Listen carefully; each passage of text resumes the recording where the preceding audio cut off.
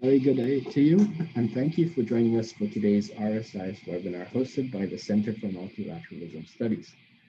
This is the third in a series, three-part series on multilateralism since the onset of COVID-19. We've previously looked at the changing nature of great power competition and then COVID's impact on trade and multilateralism. Today, now we turn to the impact on diplomacy itself. Now, this series was planned some time ago and really was conceptualized around the means of dealing with COVID-19 itself. But perhaps the most significant task today, and highlighting how difficult the challenge is facing ASEAN right now, is the situation in Myanmar.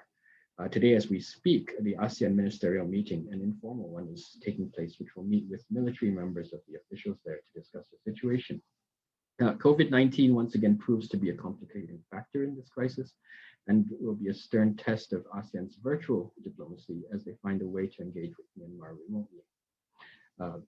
Many of these delicate tasks of diplomacy, such as negotiation and mediation, must now be done remotely, and the personal touch these tasks usually involve are hard to carry out without members in the room physically. These ramifications are being felt elsewhere too. Last month, the Pacific Island Forum, one of our region's multilateral neighbors, found themselves facing a walkout of a third of its members over the breakdown of an informal agreement on rotational chairmanship of the forum. We'll be hosting a webinar on this turn of events too, so stay tuned for that. Now, meanwhile, the global nature of the pandemic itself has challenged another key task of diplomacy, that is messaging, requiring governments to reach public audiences abroad, of course, their counterparts overseas, and to make assurances on travel, health measures, vaccine efficacy, and so on. People unsatisfied with the state of affairs of their neighbors will be hesitant to approve the reopening of borders, regardless of the economic imperatives of such actions. Therefore, vaccine access has also opened new vistas of soft power influence, and these will be attempted, though it may not always have the impacts desired amidst the turbulent nature of domestic politics in the middle of a pandemic. So I feel like today's topic is a very timely and interesting one, and we are very delighted to have three distinguished speakers to share with their thoughts on this subject today. First up, we have Dr. Kitty Prasitzo. Dr. Kitty is Vice Rector for International Affairs and Associate Professor of Political Science at Thammasat University in Thailand, after serving as the Director at the Institute of East Studies. He is on the advisory committee for the Asia Center of the Japan Foundation Committee of the International Studies Center at the Thai Ministry of Foreign Affairs, and was previously on the Strategic Committee at the Thai Ministry of Defense from 2014 to 19. Secondly, we have Ariel Bogle. Ms. Bogle is an analyst with ASPI's International Cyber Policy Center. Most recently, she was a technology reporter with the Australian Broadcasting Corporation, where she covered online disinformation, surveillance, and internet culture. She's also technology editor at The Conversation and associate editor with Future Tense. She's widely published in international media. Finally, we have Dr. Alfred Gerstel. Dr. Gerstel is a specialist on international relations in Southeast Asia. He obtained his PhD at the University of Vienna, and since 2019, he holds a Marie Sklodowska-Curie Individual Fellowship at the Department of Asian Studies at Pulaski University in the Czech Republic.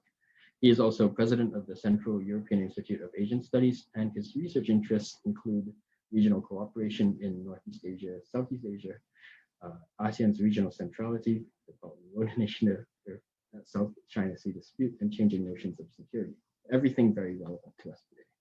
So without further ado, let's have our first speaker, Dr. Kitty Prasitzo, to speak to us on COVID-19 and impact on diplomacy. Dr. Prasitzo.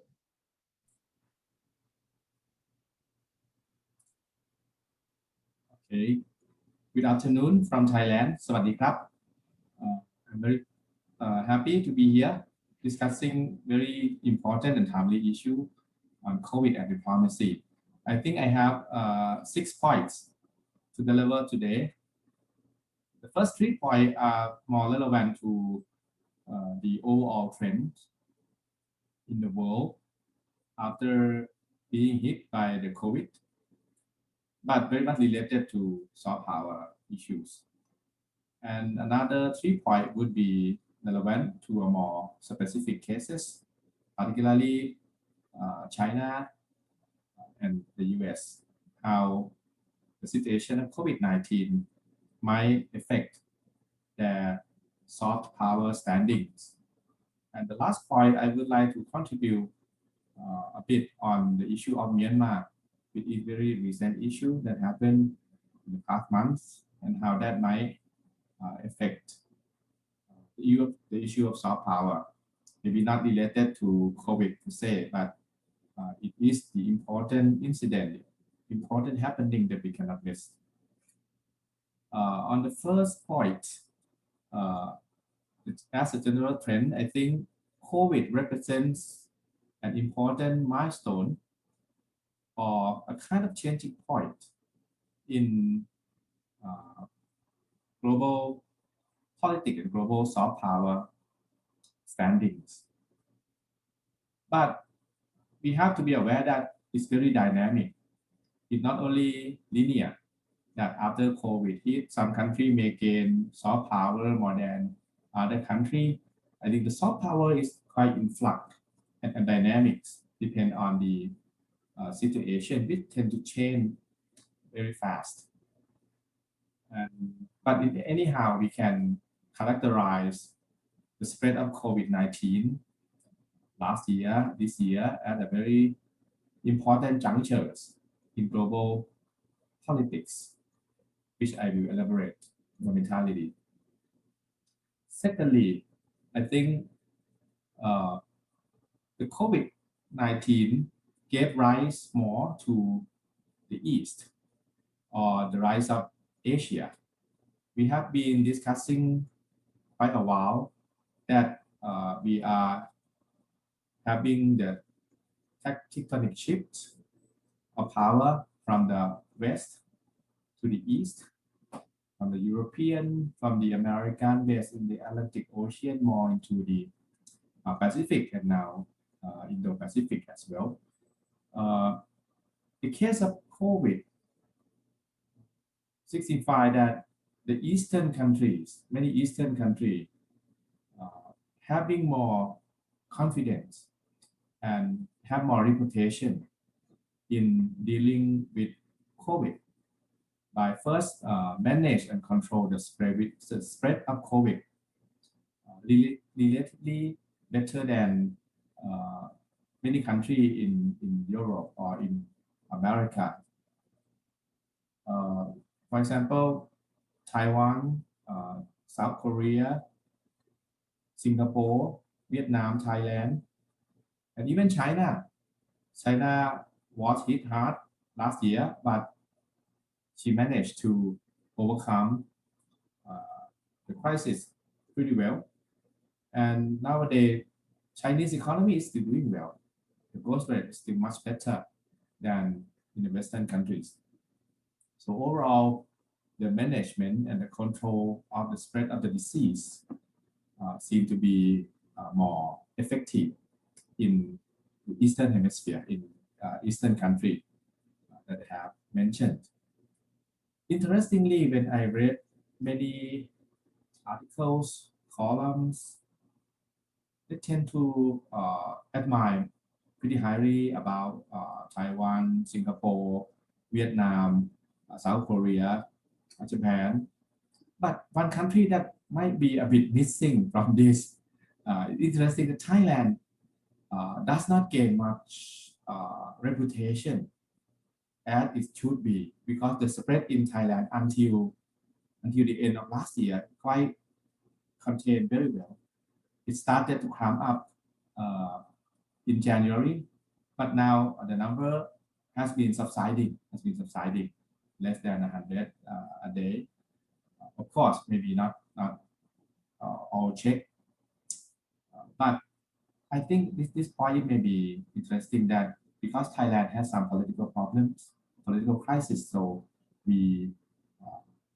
Thailand does not get much attention in terms of COVID containment or COVID management or control, probably because of political credibility that is problematic.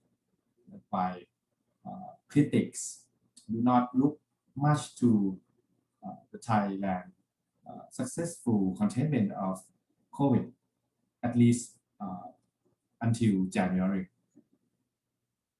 The second point on the rise of Asia here, I think on medical treatments of the COVID, of the infected patients tend to be treated more intensively or more with care, unlike patients in or infected persons in the many Western countries. They tend not to have proper treatment. They have to stay home.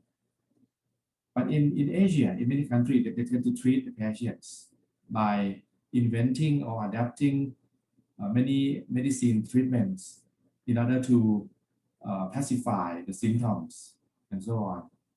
So there is a phenomenon that some people who live overseas would like to come back to their country in Asia because they think they would be treated properly in hospital or in medical facilities,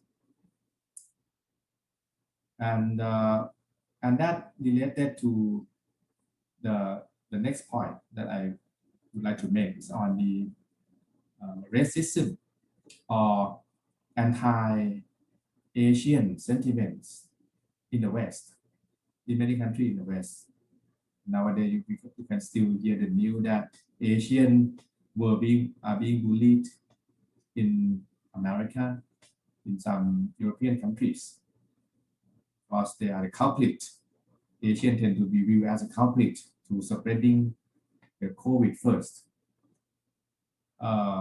particularly China, of course. But for many Westerners, they cannot differentiate who are from China, who from Indonesia, from Korea, Thailand.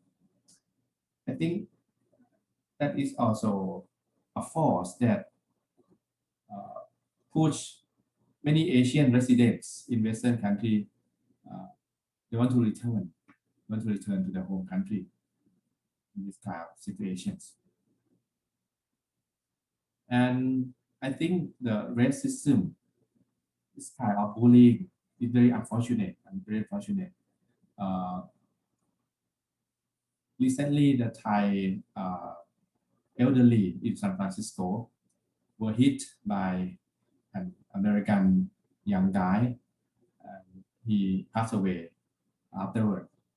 And there are some cases that Asians were bullying and severely hit, something like that. So I think this kind of incidents would increase the sense of us against them, us mean Eastern country against the West, the Western country. I think that kind of feeling may be forming.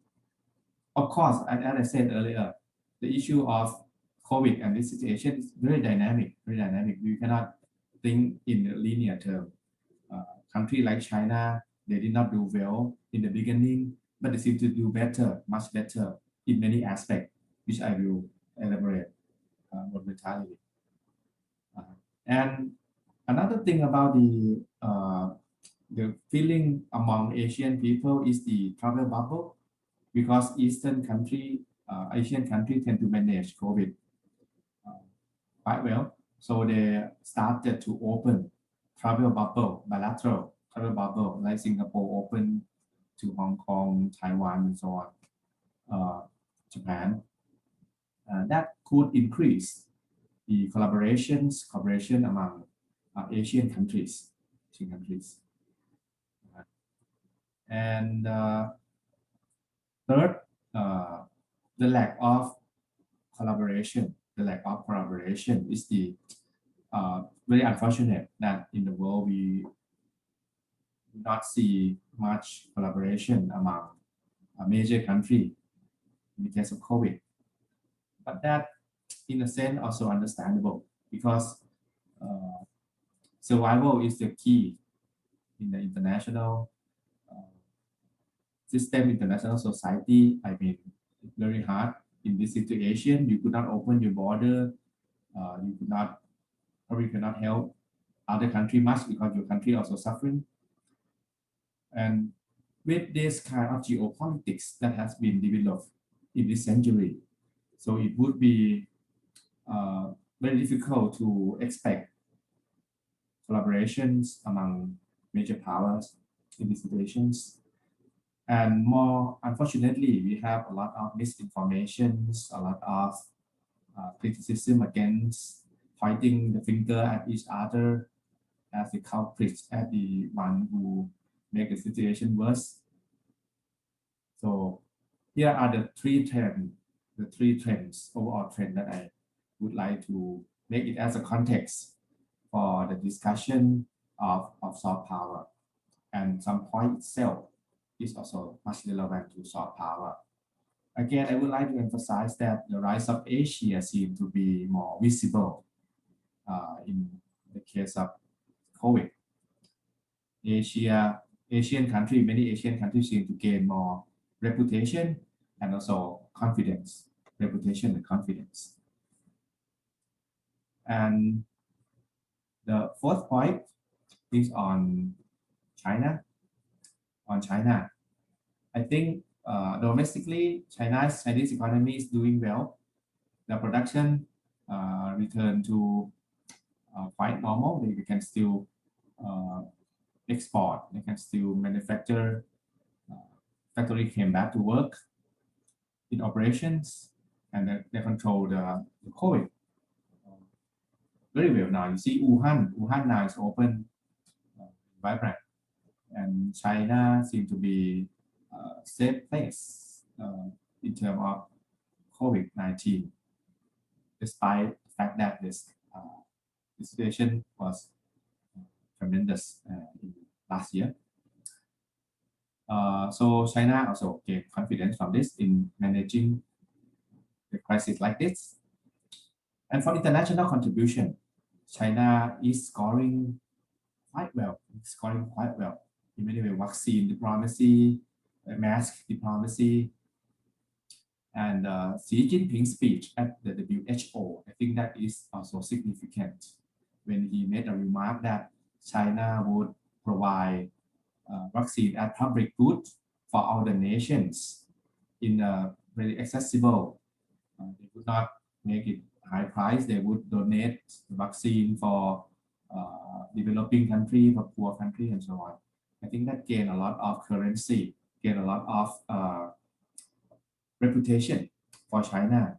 So I think game is changing. I mean, from defensive China at the beginning of the spread, but now China is gaining momentum, overcoming the crisis, plus gain quite reputations. But yet that there is some caution about that, which I will mention a bit in a while now. So the first contribution that China gave to the international community was the test kits and informed equipments, medical equipment and supplies that they deliver to many countries, including countries like Italy. Secondly, China also dispatched medical team to many countries as well. Some reports say that like 100 countries. I'm not sure if that's true, but quite many countries. Third, China also disbursed some loans to developing countries in order to cope with this, because the economy is very bad in so many countries, and they need some fund. And also the team debt moratorium. Also, China also extend debt moratorium for a country in debt with China. And fourth, information outreach for many countries, how China cope with the situation, the experiences that China has gained. And fifth, China also developed a format called GMCC, the Global Media Exchange for Combating COVID-19. GMCC, Global Media Exchange for Combating COVID-19, is a platform for information exchange corporations. And also private sector, the Alibaba by Jack Ma also delivered the mask to many countries. It's the donation contribution from private sector. So it's like a mask diplomacy, and also now vaccine diplomacy, very important vaccine diplomacy, that now Indonesia, Thailand also recently received the vaccine, Myanmar and so on. So I think at least ASEAN countries are very thankful for China in delivering the Sinopharm vaccine very soon to our countries. However, it cannot be said that China is a victor out of the COVID. Yes, overall, I think China gained much reputation, better reputation during the COVID. But on the other hand, China also has some other problems like the South China Sea, the problem with the South China Sea, the problem with the East China Sea, with the clash between the China and Vietnam, China and Japan, the fishery board and so on. And China unwaveringly developed its post in South China Sea, which is very unfortunate. It's very unfortunate amid the COVID-19 situation mid-year in the middle of last year. China never stopped in developing South China Sea facilities. And also Taiwan issue we also drag down Chinese reputation. Chinese fly jet fighter near Taiwan. To threat Taiwan when Taiwan received some guests from official guests from the US to attend Lee Teng-hui funeral. Okay, I think my time is running out. For the US, I think, as you know very well, my fifth point on the US, I think soft power of the US is going down. It's going down. With Trump, it's always going down each year. With the COVID, even more. I think because the situation in US quite terrible, and very unfortunate, very pitiful for the people. People pass away. The infection rate is so high, and the economy is not doing well. It's not doing that well. So I think America, in any case, in COVID, America is a loser. It's a loser in terms of soft power. And my last point on Myanmar. I think the coup d'etat, the military take over on the 1st of February, that also imposed another round of soft power competition in global politics. You can see American criticism against military junta in Myanmar. Not only military junta in Myanmar, but America always criticize China as well, who did not say much, had not said much, and seem to be implicitly backing the military regime from the past until now. And I think that would not be good for Chinese reputation, good for Chinese reputations. Another country that is very interesting in the case of Myanmar is Japan. Japan tends to have a soft approach toward Myanmar all along. Even after the 1988 incidents, tend to be lenient and soft to Myanmar. But this time, I think Japan also, it's difficult for Japan to act. But Japan also joined the Quad, US, Australia, India to criticize the situations. Well, I think I may be able to say more when Q&A happen. My time is running out. I'm happy to stop here. Thank you so much, Dr. Kitty. So I like your point that while the COVID-19 crisis has actually allowed Asia to demonstrate its competence, this is complicated by factors such as anti-Asian racism, the increased great power competition, which China has not particularly done very well on, and how COVID introduces new complexities into all of these interactions. So moving on, we'll have next Miss Ariel Bogle. Ariel, please.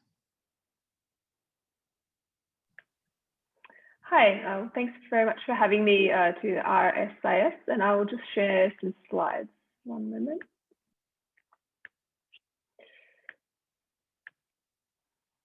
Okay, I hope that's working. Great.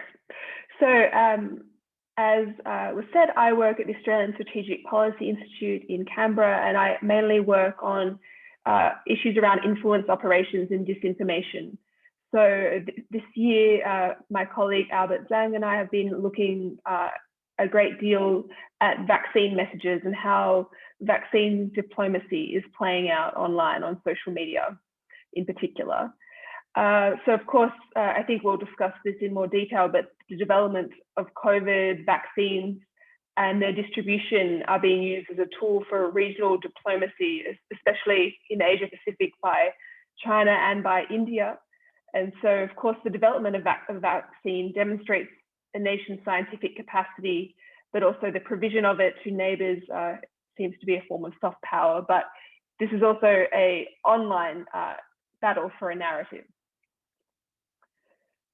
So just in general, various nations that have developed vaccine candidates are using Western social media platforms, Twitter, Facebook, YouTube, to amplify positive narratives about their own vaccine. So of course, you can see here the president of India, his tweets about providing vaccines to Nepal, Wu Peng from MFA in China talking about distributing vaccines. And you can see there too, Russia created the company behind Sputnik 5, which is the Russian vaccine, created a Twitter account just for the vaccine. So they tweet positive stories about people taking the vaccine. You can see the Argentinian president, Alberto Fernandez, getting vaccinated with the Russian vaccine. And so the stories that are discussed on platforms like Twitter and Facebook are often about the safety and affordability of a country's vaccine, where the country is providing vaccines, whether it's a deal or it's more of an aid situation where vaccines are provided cheaply or for free. India in particular, they've been using the hashtag vaccine Maitri, which translates as vaccine friendship. And we found in January alone that hashtag on Facebook was used more than 541,000 times. So it's obviously sort of getting picked up not only by politicians and by diplomatic accounts on social media, but by the Indian population when they are talking and proud of their vaccine policy in India and who they're providing the vaccines to. But there is another side to this. So vaccine diplomacy has also included some element of online influence or disinformation campaigns targeting certain vaccine candidates or amplifying at least potentially negative stories about rival vaccine candidates without proper context. So obviously there's significant risks here because, in all the nations where a vaccine rollout is taking place, public trust and confidence in the vaccine, in their safety, in their efficacy is a must to ensure public uptake with significant public health risks attending if that trust is undermined. So even in 2020, the Times, one of the newspapers in the UK, they reported that Russia had launched a sort of covert disinformation campaign on social media, I think particularly on Facebook and Instagram, aimed at discrediting, using memes and other imagery to discredit the AstraZeneca vaccine, which has been developed in the UK largely. These were sort of kind of ridiculous memes about the vaccine turning people into monkeys and other sort of strange side effects, which might seem somewhat outlandish, but these are kind of the narratives that can develop in some of those anti-vaccination communities and activist communities where there's already a lot of fear about the vaccine. But earlier this year, my colleagues and I looked particularly at some of the targeting of the Pfizer vaccine, often by state media in China, by diplomatic Chinese accounts, and also by some media like RT, which is also linked to the Russian state. And so just for some context, you might remember that in early January, the Norwegian Medicines Agency reported that, around 30 people, I think, had died after receiving the Pfizer vaccine in some nursing homes. So those were quite elderly people, frail people, and at that point, the link with the Pfizer vaccine had not been established in any way. So it was not a foregone conclusion that the Pfizer vaccine had caused those deaths, and still that link has not been proven. But we saw members of diplomatic accounts on Twitter from both China and Russia sort of picking up on those narratives. You can see there on the left a reporter from CGTN tweeting screenshots of negative headlines around the Pfizer vaccine without providing necessary context. So talking about the fact that 10 older people had reportedly died after receiving the Pfizer vaccine in Germany, but not adding the context that that was out of 800,000 vaccine doses. So suggesting that kind of statistic suggests that potentially the Pfizer vaccine was not the cause of their death, causation, not correlation rather than causation. And all these tweets were often retweeted by quite prominent members of the MFA in China. So Zhao Lixian, for example, retweeted that CGTN tweet you can see there to his 877,000 followers. There was also a narrative amongst media, state media in China and Russia, that Western media was silent on the Pfizer vaccine deaths when potentially they would have jumped on negative stories about the respective Chinese and Russian vaccines, which is certainly something worth considering, because there is a propensity in Western media, of course, to be more negative, potentially cautious around vaccines that have emerged from China, Russia, and other similar countries. But in context, when they were also amplifying other negative stories about Pfizer, for example, you can see down the bottom of the screen that story from Russia Today, which really was a story that generated a lot of fear about the Pfizer vaccine, but was based on one Facebook video. So a story that, without consulting medical experts, without establishing that the connection between the woman who had suffered convulsions in the Pfizer vaccine was firmly established. So this is all part of a kind of amplification of negative stories about Pfizer, with the aim of starting, I suppose, provoking questions about the safety of the Pfizer vaccine, with the intention of raising fear about the Pfizer vaccine. So this is some sentiment analysis that we did in January, so you can see between January 13 and 19. I would say, of course, that you should only take sentiment analysis with a grain of salt, but in our analysis of almost 456,000 tweets mentioning vaccine-related terms between those dates, we found an overall shift towards negative sentiment on vaccines following that Norwegian Medicines Agency report and the resulting media coverage. Tweets mentioning Pfizer had the greatest relative increase in negative sentiment across the 8-day period. And so, it does indicate that potentially media coverage and these kinds of information campaigns on social media could impact people's attitudes to vaccines and cause a public health risk. I'll just briefly mention too that it's not only state media in various countries that react to these kinds of news. These are just some examples from some quite well-known anti-vaccination activist groups who also jumped on this Norway story. So all these kinds of influence operations occur in an ecosystem that is already primed and ready to pick up this kind of rhetoric. So another sort of vaccine diplomacy issue we looked at was India and China, and how the rivalry, I suppose, over the vaccine diplomacy was playing out online.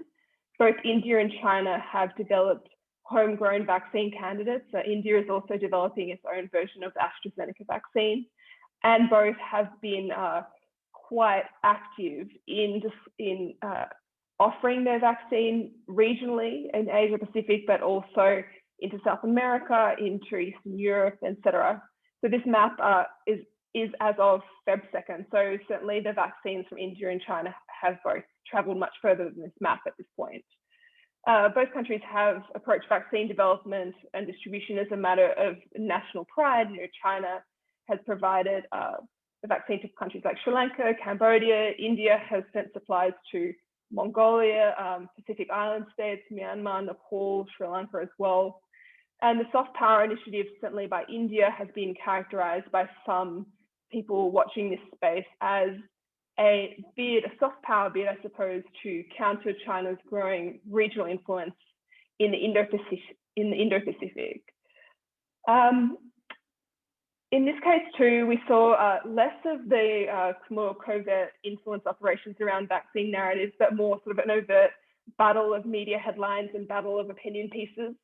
So the Global Times, for example, which is a state media outlet in China, in its English language edition, published more than 20 stories in January alone, talking about India and its vaccine, and largely negative. So raising issues of safety around India's vaccine, around efficacy, and issues like that.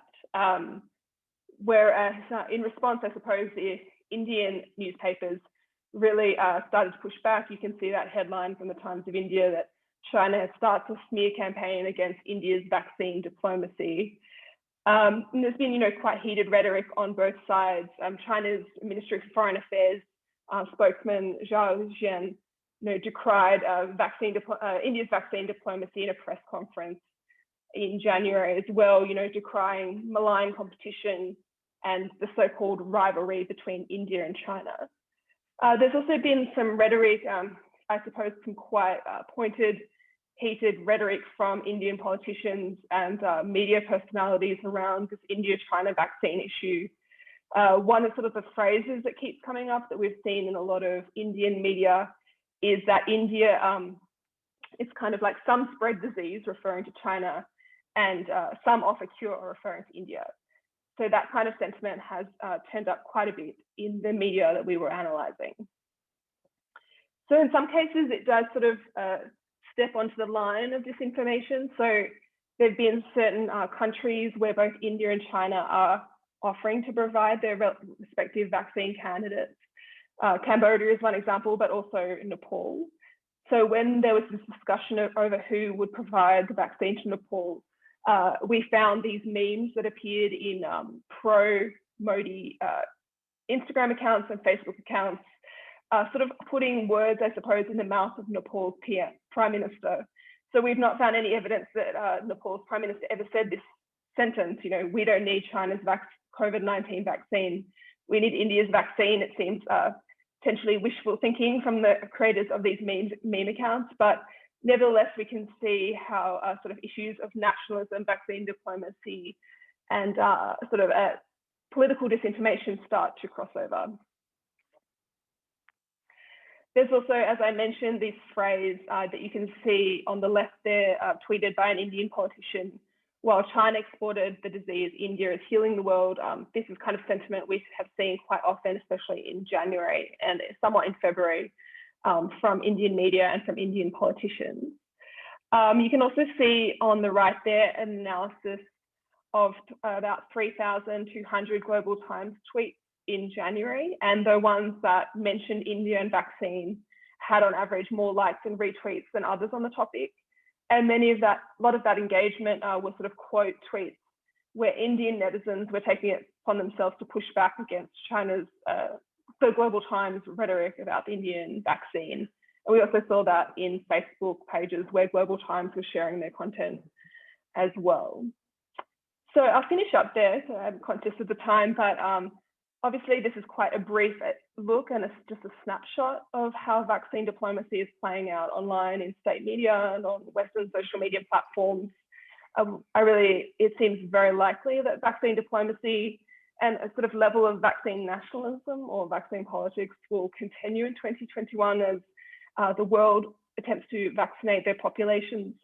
And of course, this is happening with a backdrop of, I suppose, it's happening given with an issue as well that Western countries are buying up and sort of taking too much of some of the other vaccine candidates, and poorer nations are missing out. And so, especially in Asia Pacific, these kinds of vaccine diplomacy programs, vaccine supply programs are very beneficial, very necessary. But of course, we need to be careful too that these issues of influence operations that don't undermine public trust in the vaccine rollout here and internationally. So I'll just stop there. Okay, thank you very much, Ariel. It's a very important reminder how contested the information environment is globally and amplifying a lot of national interests right onto the global stage. effects that are quite difficult to foretell. So next, we'll finally have Dr. Alfred Gerstel. Dr. Alfred, please. Well, first of all, thank you very much for inviting me to this excellent webinar series. And also big thank you to Kitty and Ariel, because you really provided the floor for my arguments. So I don't have to repeat too many facts, which is really perfect. I think you can see the slide now. Not yet. Okay, sorry, just a second. Yeah, here we are. Yeah.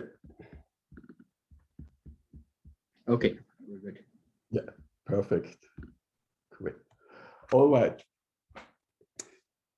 So as Kitty has already mentioned, I do agree with the view that the new vaccines against COVID-19 are in fact a global public good. However, the problem we face is that we have a global demand, but limited supply.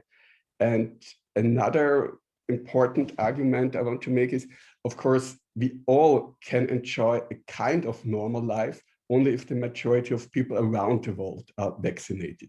So that's a major problem international politics have to face right now. And just viewing it from a neutral political perspective is the way to go is a multilateral approach. So definitely vaccine nationalism, as has been criticized previously, doesn't lead in the right direction, and also not a free market approach, because there's also difficult difference in the price level of the Western manufactured vaccines. That's especially Pfizer, BioNTech, and Moderna. They're much more expensive than the Russian and Chinese vaccines. So the initiative that has been established under the leadership of the World Health Organization is COVAX, and there we have transnational alliances, so civil society organizations, but of course also the nation states or regional organizations like the European Union, which is the main financial donor. The United States only joined under Joe Biden. So of course, Donald Trump was very critical of any multilateral approach. So he was also skeptical of this global initiative. China wants to distribute its vaccines, so not a financial support, but its vaccines. And just last week, the first country to receive the first donation from COVAX was Ghana in Africa with about 900,000 doses. And the aim is to distribute up to 2 billion vaccine doses to developing nations. So the role model for this campaign is the measles elimination strategy of the World Health Organization, which worked pretty good, because there we see it actually, measles elimination was a depoliticized issue, almost a technical matter. So you don't have to argue with politicians who really just to provide the vaccines and then immunize the people on the ground. Just one illustration, United States is not a player in distributing vaccines to other nations, because right now the focus is on the immunization of the Americans. But this has definitely a price, because United States just about 230 million people, but United States bought more than 1 billion doses. Especially, of course, the Western ones, not yet the Russian Sputnik V or the Chinese ones. But this, of course, leads to competition on the market. Also, the European Union is severely struggling of buying enough vaccine doses for its population. So COVID-19, if we look at it, it has become a matter of international relations, but I think it should actually be a matter of social justice or even political philosophy. But due to the geopolitical component, it has become a new soft power tool. So I think it's a new one, and it enlarges the diplomatic toolbox, not only for the great powers, but also for small and middle powers. And I want to give you two examples before moving on to China, India, and Russia. Israel is the world leader in immunization of its own population. And just a few days ago, they started with the idea of issuing a green pass, which is actually an app that you can use on the handy on your mobile phone. And this will help people to live an almost normal life. Because Israel was so successful in immunizing its own population, it started to donate the surplus of its doses. So it's about 100,000 doses of Moderna to 19 countries with whom they have friendly relations. So the criticism is that there is a strong political reasoning behind this move. What was the logic of the first countries who received the Israeli surplus? Well, they either have diplomatic relations with Israel, agreed to in the last couple of years, or transferred their embassy from Tel Aviv to Jerusalem. So this would be the case, for instance, for Honduras, Guatemala, Chad, Mauritania, or in Europe, Cyprus, the Czech Republic, and Hungary. The criticism is only a very limited number went to Palestine. And there was also, that's a footnote, there was a prisoner deal with Syria, and Russia acted as mediator. And the price for Israel was that Russia delivers to Syria vaccines, but Israel has to pay for it. However, I want to highlight one major argument. So I think in regard to vaccine diplomacy, we see right now many short-term effects. So I'm sure Czech Republic Hungarians will be very happy for receiving vaccines from Israel or from Russia or China or anyone else. However, I question the long-term effect of this vaccine diplomacy. I just added the last paragraph because 2 hours ago I listened to the Austrian news, and our chancellor again was very critical of the EU procurement policy in regard to the vaccines, and he announced a long-term cooperation with Israel in developing new vaccines and also in developing treatment methods to deal with COVID-19 patients. So I think really a distinction has to be made between short-term impacts of vaccine diplomacy and the long-term impacts, especially, well, I'm not a medical doctor, but I think there's strong evidence that we will need an anti-COVID vaccine each and every year. And this is definitely a game changer. If we don't need it just once, but every year or once a couple of years. Serbia is another case to make, and this leads us closer to Russia and China. Serbia is a member of the 17+1 cooperation mechanism that China has established in Central and Southeastern Europe, and traditionally it has very close relations both with Russia and China. It has been very critical of the lack of support from the European Union in dealing with the COVID crisis. And so far it received, as you see, 1 million doses from China, about 300,000 doses from Russia. And it has also started to successfully vaccinate its own population. And on this basis, it also started its own smaller vaccine diplomacy and delivered doses to the neighbor countries. Of course, neighbor countries it has good relations with or wants to improve its influence. Then moving on to the main actors, and that's also another distinction we have to make. I think there's a different approach in the EU, in the US, and if you compare to China, Russia, and India, because in the Western countries, it's our citizens first, so they should get vaccinated, and only if we have a surplus, we can help other countries. Different logic in the other great powers, but they also have a different vaccination strategy, of course. So I think right now it's the consensus is people in Beijing should get immunized, and on the countryside or other cities, we have different strategies to deal with. So that's why we can export doses. Back to my argument that vaccine diplomacy is just one more tool that enlarges the diplomatic instruments of a country. It really fits into China's general strategy and narrative. So China is a strong champion of multilateralism, at least in words, and also in the interest of the global South. So always critical of the existing Western orders.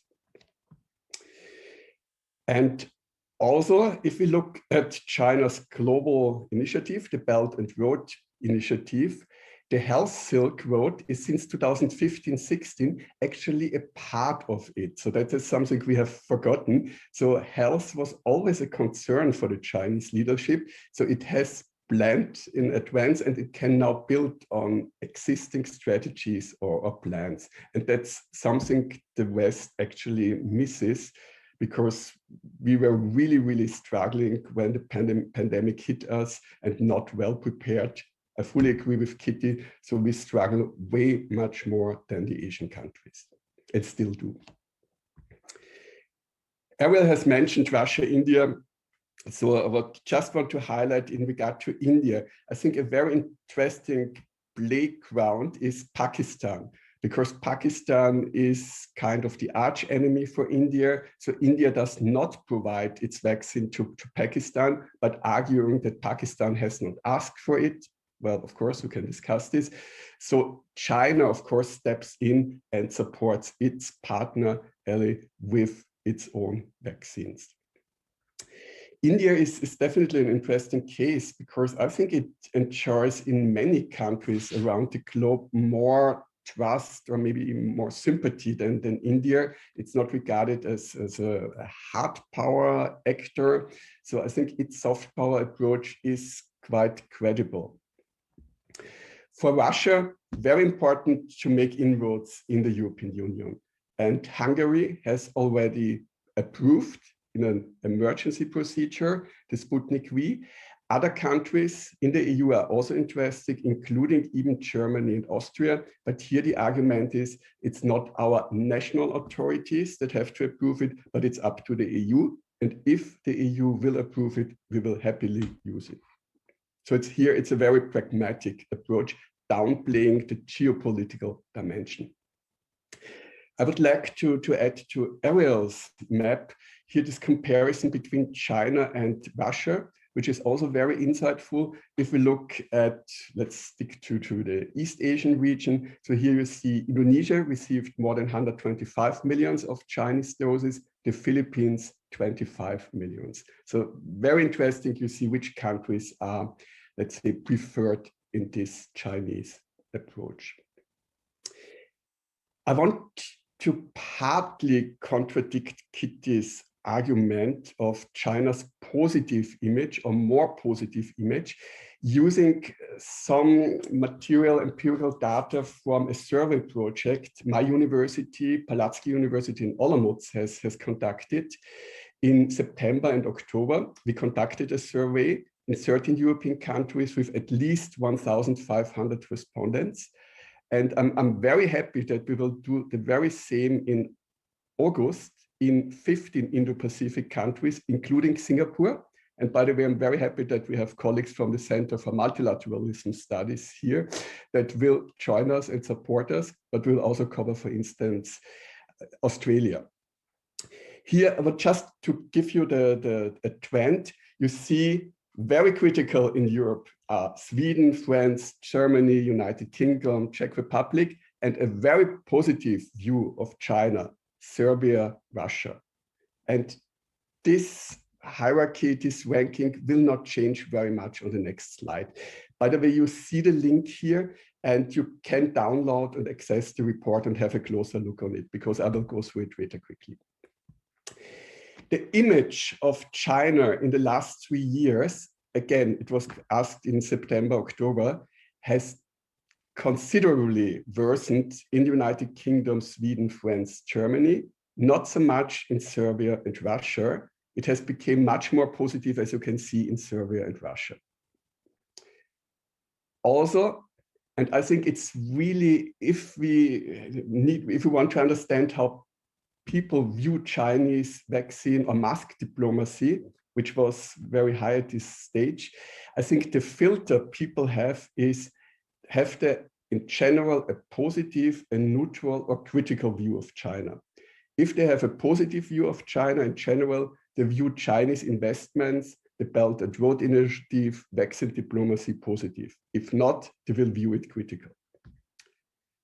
Here, very interesting statistic as well. You see actually major distinctions how the US, Russia, and China is viewed among European countries. Again, Serbia, Russia stand out.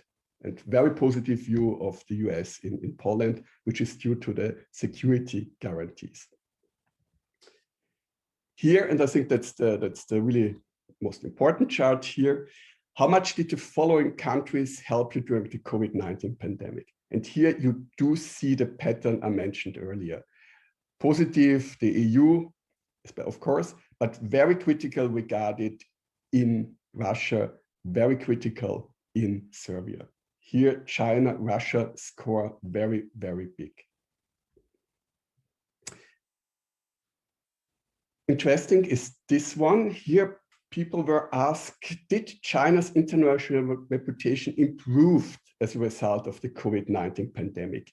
And here, I really want to stress that in some European countries, China's mask diplomacy backfired. In the beginning, we were very happy, Austria, Czech Republic, to receive medical goods from China. But then some people noticed that the masks have a very bad quality. And then people get angry, upset, like arguing, oh, the Chinese send us the rubbish, use the better ones. So it definitely didn't help in many countries to improve the image. And it would be really interesting, we plan to do so, to repeat this poll next year, because then we can really measure the impact of the vaccine diplomacy. So here it's really more the mask diplomacy and China's general behavior. Of course, in the interpretation of China's aims, actions, also important is the handling of the outbreak of the COVID pandemic in China in January, February last year. And here the European countries were very critical. Basically, here we simply asked, do you believe that the COVID-19 virus really originated in China, or was it transferred from the US and so on? So this question actually backed up our arguments.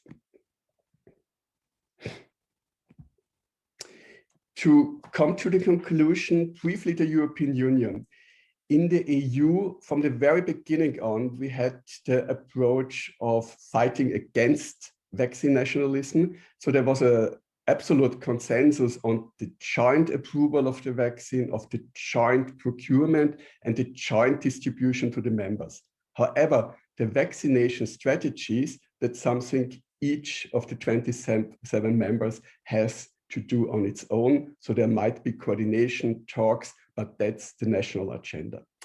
There has been criticism on the slow progress of the European Union of dealing with the issues, but we have to keep in mind that health issue is one of the few policy areas that is actually still managed by the individual member states. It's not an EU member issue. So it's not a supranational topic for the EU, where the EU can do everything. So it's really the member states.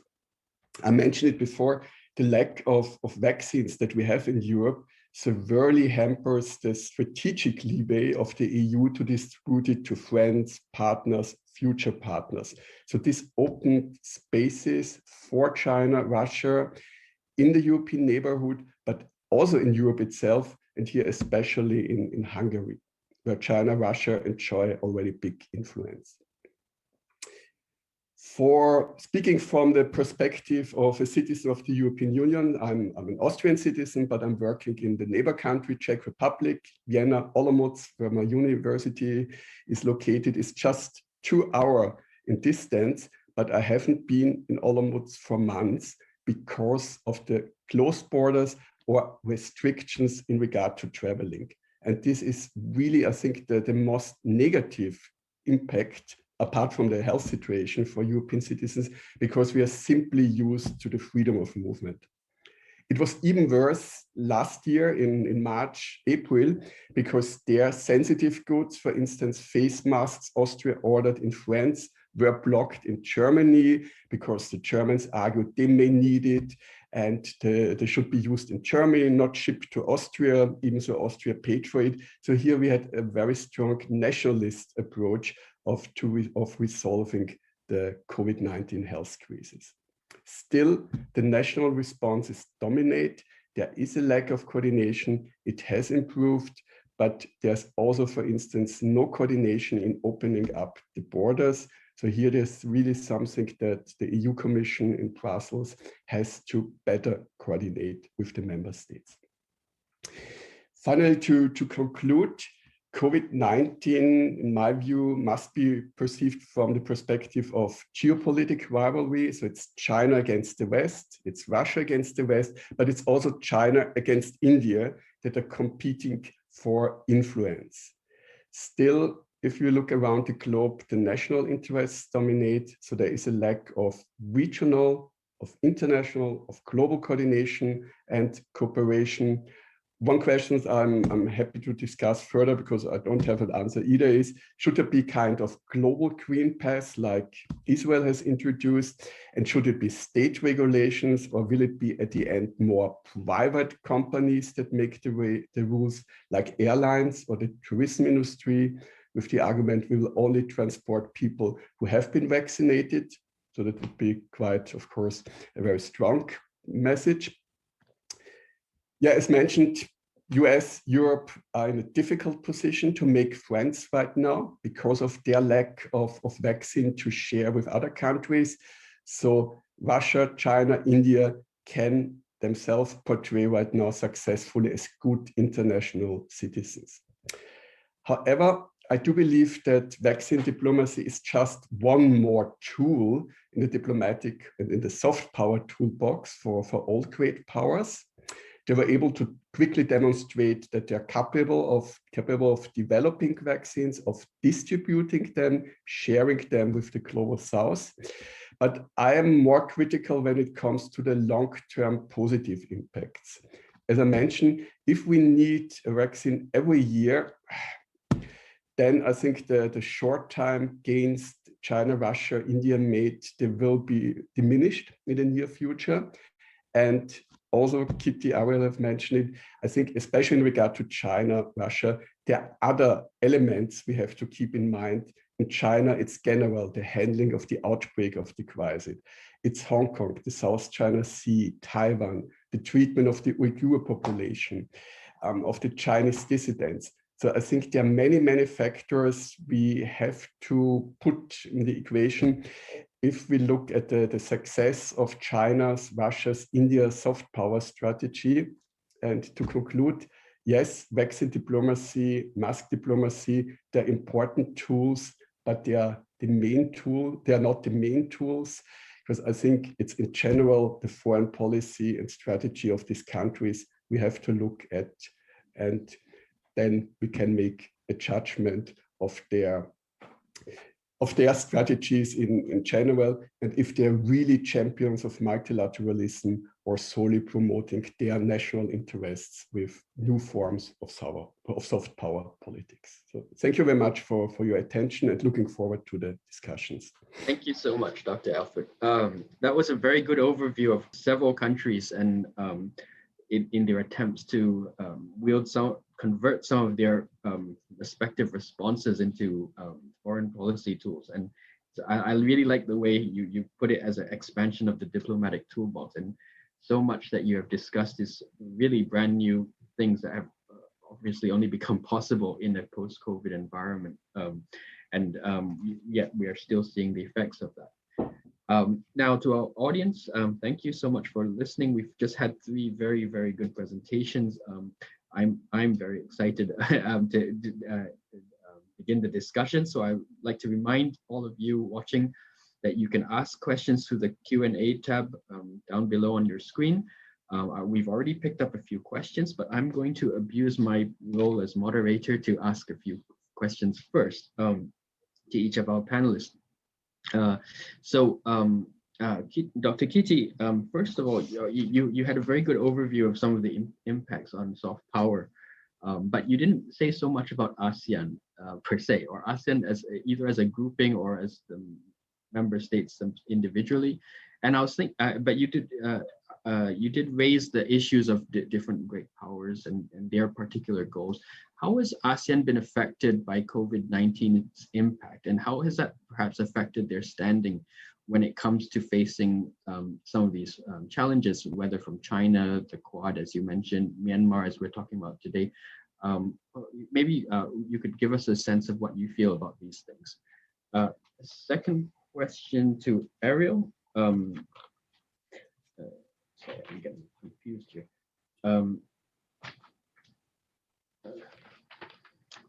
Sorry. Okay, wait. Let Dr. Kitty go first, and perhaps you'd also like to respond to Alfred's statistics about some of these perceptions of China in Europe. I do understand you were mostly speaking about Southeast Asia in your talk, but you did also allude to the racism and sentiments like that in the West. So, Dr. Kitty. I would like to address the last point that Joseph mentioned and the point that Dr. Alfred presented about the polling data. I totally agree with Dr. Alfred that the poll in Europe would be that way, that the attitude toward China maybe that not positive. But I think thing is different in Asia, particularly in Southeast Asia or other Eastern Asian countries that tend to think that China handle the crisis quite effectively. In fact, even though the crisis happened in China, but I do not think that many Asian countries would like to seek who the culprit. It happened in China, who did that. I think we emphasize more on how to manage or how to handle the situation to overcome the crisis. And I would say that I do not know if Singapore has been doing or is preparing polling opinion survey about the COVID in China. Yes, because Singapore is doing very well in the every year survey by the Yourself Asia Institute on the attitude of ASEAN people toward major power and so on. I would like to look at that, how it changed after the COVID. And to answer Joseph's question about ASEAN, yes, ASEAN in this COVID situation, ASEAN does not do very well. I mean, but that is understandable because each ASEAN country needs to survive. It care for its survival to how to deal with the COVID-19 because they are not that capable. They are not quite used to this kind of crisis, particularly the less developing countries. Even the test kit, the equipment, not enough. We could not know how many people are infected. That's what happened in the case of Myanmar. And that spread to Thailand in the past few months. So survival is the key. Country do not have space, do not have luxury to cooperate that much. However, in the mid-year ASEAN summit hosted by Vietnam, the virtual summit, of course, ASEAN also did a little bit better by pledging to help out each other by providing test kits, equipment to less developing countries. Thailand also donated like 10,000 of test kits to neighboring countries and so on, because by that time Thailand managed quite okay already. So I would say that we cannot expect too much from ASEAN in this kind of situation. It's new for ASEAN, and ASEAN does not have that much capability to help out each other or to cooperate, not to mention to making vaccines and so on. Oh, thank you. Okay. So Ariel, you gave us such a good example of all the different competing narratives, and really what I took away from that was how no single actor actually has a monopoly on messaging, which is well, it has been the case since the arrival of social media, but also the stakes have been amplified by the COVID-19 pandemic. So what I want to ask you is perhaps what you could say about how are these competing claims adjudicated? How do people, settle on their conclusions, perhaps after reading all of this? And what hope is there for perhaps governments, and health professionals who want to get on top of that messaging? How would they get ahead of this on the public diplomacy front? Oh, it's a very difficult question, I think. In terms of the public health side of things, it's very complex, as Dr. Gerstel mentioned too. There are these various vaccine candidates out there. As they were developed and announced, there were different levels of clarity, I suppose, transparency about the testing data. So that's another narrative that's been playing out as well, because Russia's vaccine, for example, they claimed the first to be approved, but the efficacy data for that vaccine has only recently emerged in 2021 rather than 2020 when it was first approved. Similarly, there's some debate internally in India, some concerns around its domestic vaccine candidate and whether that was rushed through the approval process too. So I guess at various levels there are competing narratives about vaccine diplomacy, but also internally about which vaccine the population wants. I mean, I can even think about here in Australia, our government has largely bought Pfizer and AstraZeneca. There's already a public debate about which one is better, which one is more works more efficiently. So, for example, there's some concern that the AstraZeneca vaccine does not deal with some of the new variants as well as the Pfizer. So I think it's a big struggle for public health professionals, for governments to sort those international narratives about which vaccine is best, which country is providing vaccines with, the cleanest heart compared at the same time dealing with those domestic narratives and populations that have concerns or are even in some cases hesitant about different vaccine candidates. So yes, it's an unenviable position, I think, for all countries. Thanks. Okay, and Dr. Alfred, so it has been suggested that, particularly from Britain's point of view, that perhaps multilateralism was part of the failure of the EU to roll out its vaccines efficiently, I would say, I guess. Is that a fair charge, or do you think what could the EU do better, and is the British model something that we should look up to? Well, I think in regard to criticism coming from Britain on the European Union, we always have to keep the domestic logic in mind. Britain did a very good job actually in managing to buy and distribute the vaccine to their own population. The approach the EU chose, I think it's basically the correct one, because you have one European agency dealing with the pharma industry rather than 27. And of course, then Germany, France would be able to pay more than, let's say, the Czech Republic or Slovakia. And then we would definitely have this kind of vaccine nationalism even stronger than we have it today. I think that a fair criticism we have to make to the EU is that for the EU, it was really safety first and insurance first. Other countries received the vaccines earlier because they actually made in the contracts, they approved that if something goes wrong with the vaccine, it's the country's fault. They have to deal with their local insurance companies. Whereas for the EU, it was the vaccines must be perfectly safe. And if something goes wrong, it's actually the liability of the pharma industry. And of course, they were, of course, also frightened to sign it. And they had many, many other countries that were happily buying them without making these provisions. And then also in the EU, it takes very, very long until the vaccines get approved. So that's the second part that made it very difficult to start earlier than actually planned with the immunization strategy. So the fair criticism Britain makes is, yes, a lot of bureaucracy in the EU, and this really cost us some days or even weeks to start with the vaccine campaigns. Okay, thank you.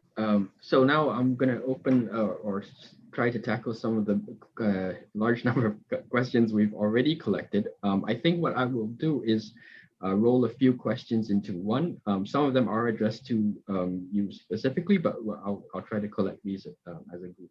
So the first question from Prem Singh Gill, I understand he's one of our students at RSIS.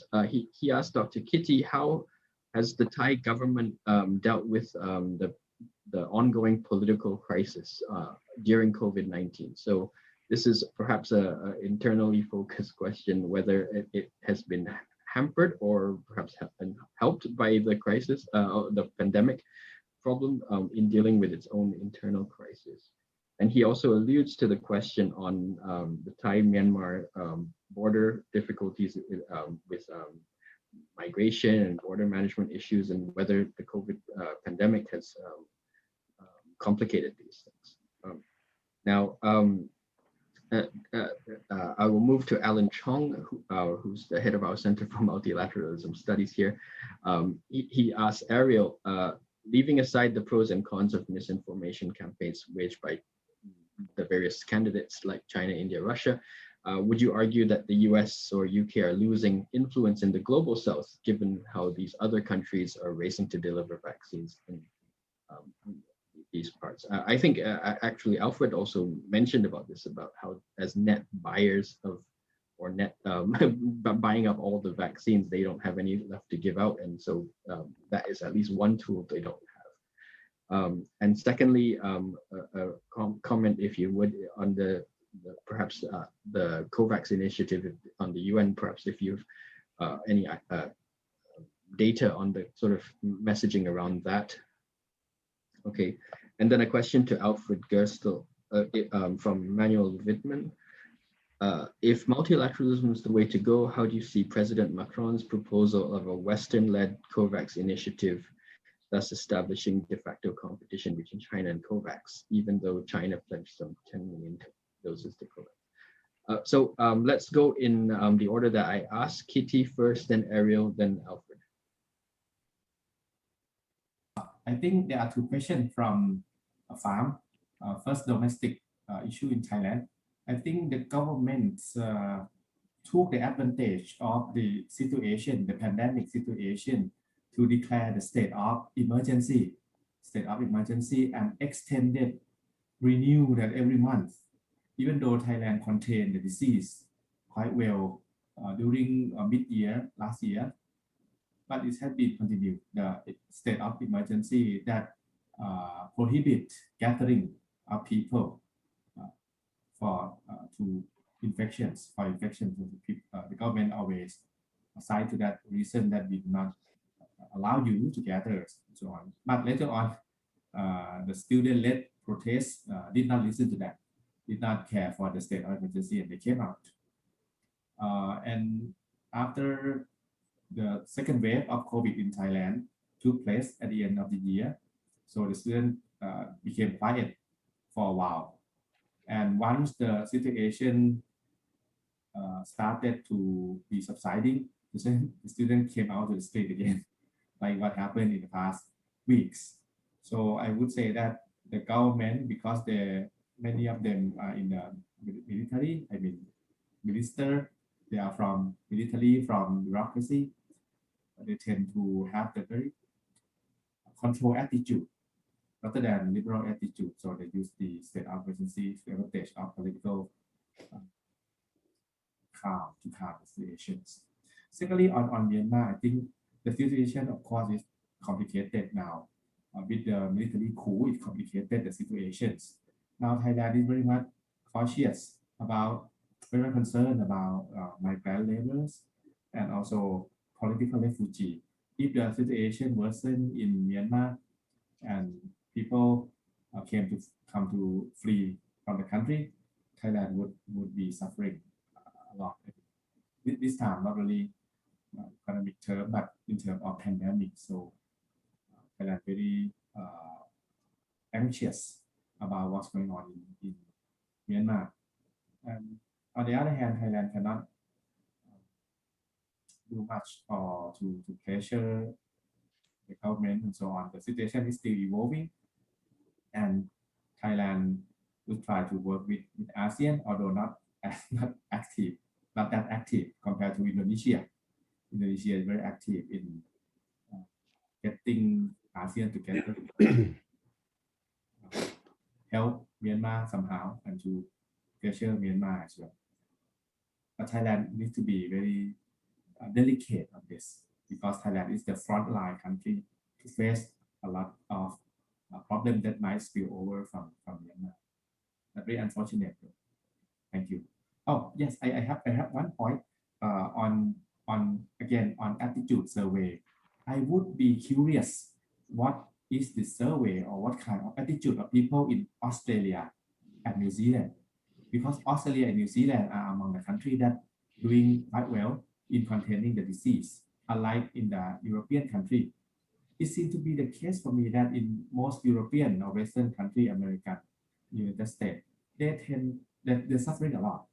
So people would like to seek who made that, who caused the problems. Because they are suffering psychologically, they would like to blame something. What is the cause?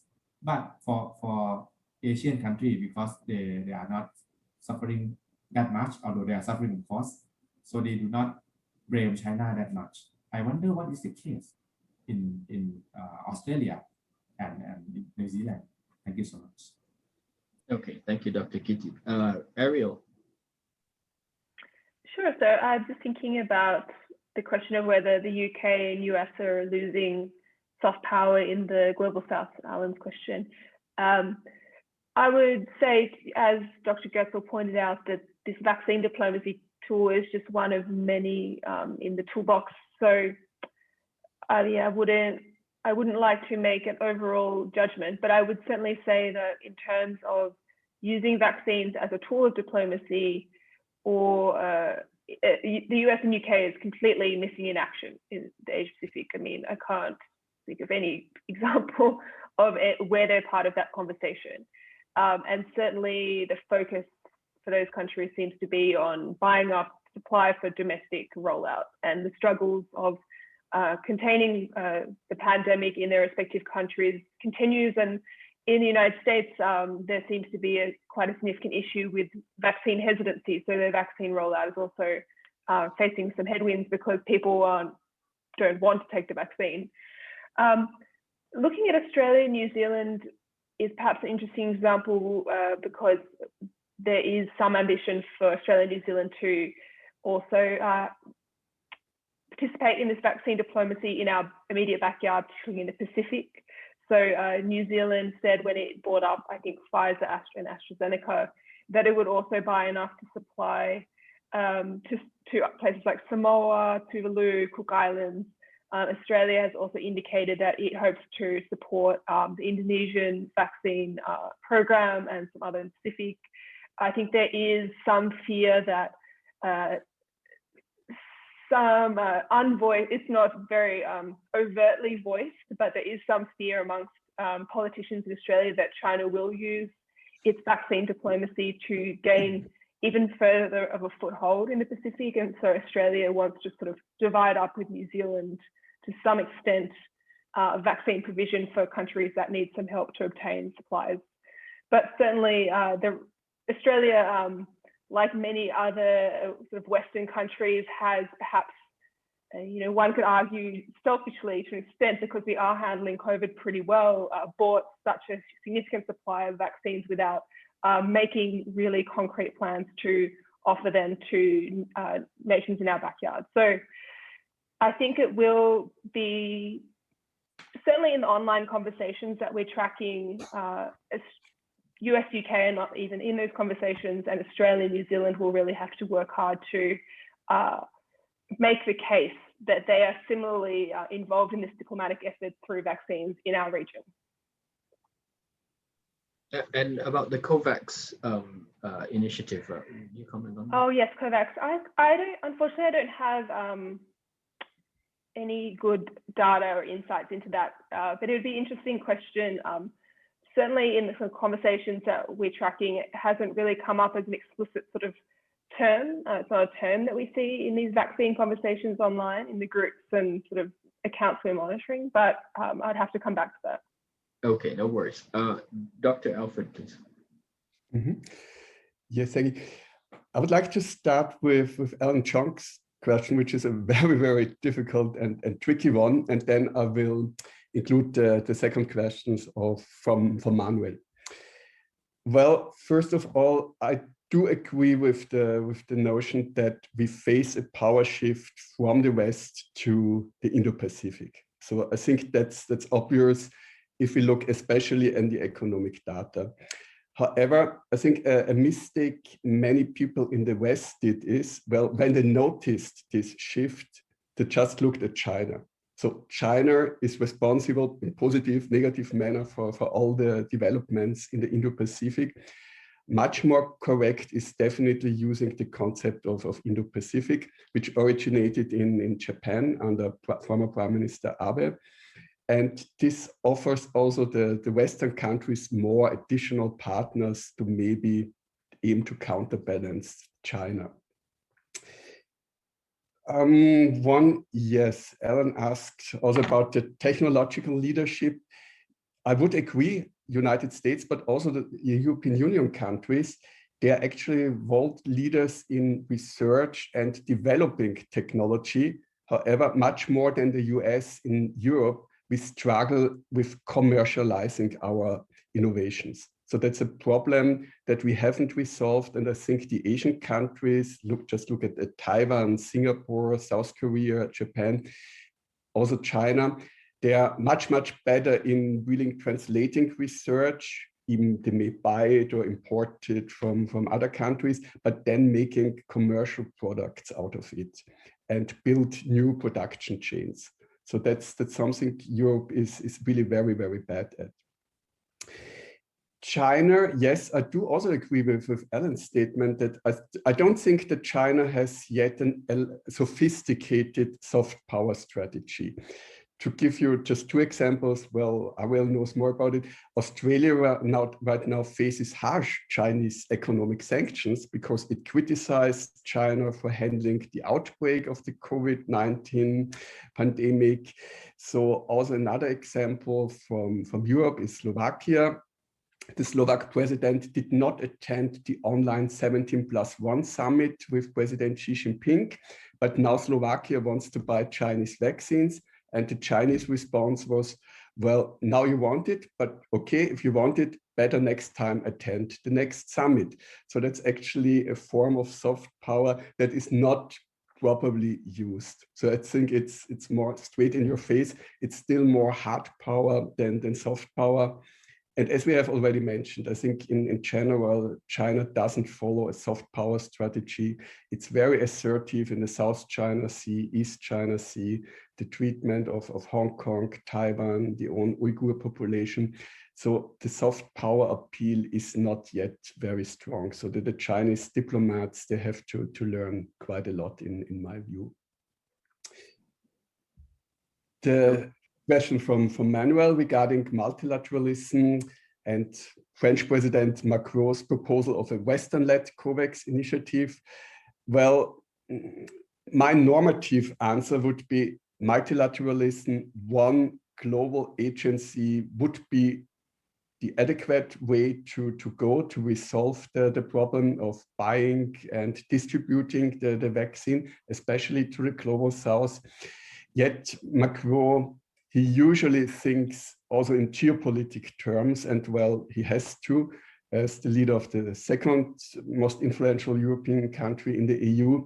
And I think it's really a way for the European Unions, maybe in cooperation with the Biden administration, to really become a geopolitical actor in this vaccine diplomacy game. If it makes sense in regard to a just and fair distribution, that's of course a different question we have to ask, but really from a geopolitical diplomatic point of view, I think it makes sense. Okay, thank you very much. We have come to the end of our time, sadly. I'm sure we had some outstanding questions that we're unable to deal with right now, but Thank you. I would like to say thank you to our three distinguished panelists, Ariel, Kitty, and Alfred, once again, who have enlightened us on some of the very new and interesting dynamics that are going on, revolving around particularly vaccines, but the whole agenda around COVID-19 globally. I would like to remind you all that we will actually be having another seminar in 2 weeks' time on the Pacific Island Forum, and another fallout perhaps of virtual diplomacy. And for those of you who are, have tuned in and might have missed some parts, we will be putting this video up on the RSIS Facebook and YouTube shortly. So with that, thank you very much once again. And good day, good evening, or good morning, where you may be. Thank you so much. Thank you.